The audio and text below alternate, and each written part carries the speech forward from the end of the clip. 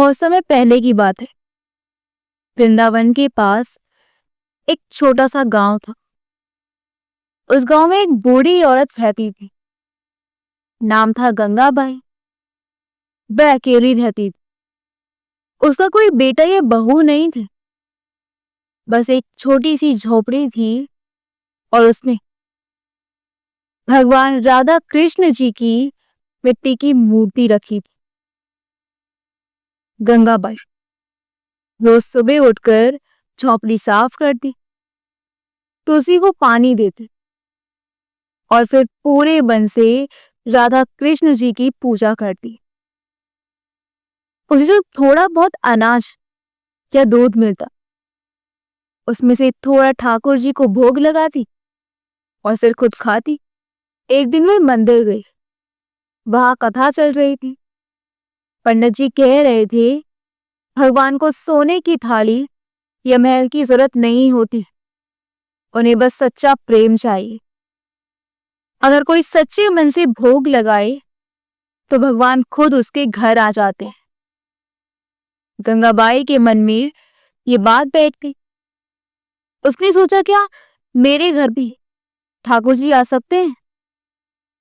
मैं तो बहुत गरीब हूं, पर मैं अपने मन से उन्हें खीर बनाकर खिलाना चाहती हूँ। वह घर आई और मन में पक्का संकल्प किया कि कल मैं भगवान के लिए खीर बनाऊंगी, चाहे मुझे कुछ ना मिले, लेकिन मैं ठाकुर जी को खीर जरूर खिलाऊंगी। अगले दिन मैं गांव से थोड़ी सी चावल मांग कर लाई। पास की गौशाला से हाथ जोड़कर थोड़ा दूध मांगा और घर आकर चूल्हे पर खीर बनाने लगी। उसने खीर में थोड़ा गुड़ डाला, इलायची भी डाली और बार बार ठाकुर जी से बात करती जाती। हे कृष्ण कन्हैया, आज ये खीर आपके लिए बना रही हूं, जरूर खाना। जब खीर बन गई तो उसने एक कटोरी में खीर डाली और राधा कृष्ण जी की मूर्ति के सामने रख दी और हाथ जोड़कर बैठ गई और प्रार्थना करने लगी। घंटों बीत गए, खीर वैसे की वैसी रखी रही। गंगाबाई उदास हो गई और सोचने लगी, शायद मेरी भक्ति में कमी रह गई, शायद ठाकुर जी नहीं आएंगे। थकी हुई गंगाबाई झोपड़ी से बाहर चली गई पानी भरने। जैसे ही वह बाहर आई, उसी समय दो छोटे बालक चुपचाप झोपड़ी में आए। एक बालक नीले रंग का था, सिर पर मोर पंख, पीले वस्त्र, आंखों में चमक। दूसरा गोरे रंग का था, लाल चुनरी ओढ़े, दोनों मुस्कुरा रहे थे। श्याम बालक बोला, वाह राधे, देखो तो क्या सुगंध आ रही है, खीर बनी हमारे लिए।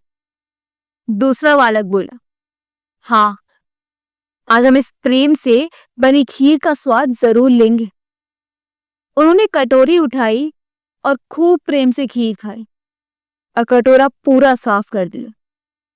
उधर गंगाबाई लौटी तो देखती है कि कटोरी खाली है और मूर्ति के पास खीर की छींटें लगी हैं। वह चौंक गई, अरे खीर कहाँ गई? किसी ने खा ली। तभी उसे महसूस हुआ जैसे ठाकुर जी मुस्कुरा रहे हैं।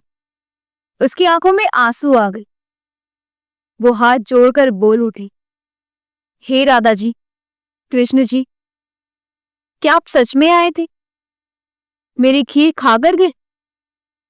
उस रात गंगाबाई बहुत रोई, लेकिन वे खुशी के आंसू थे।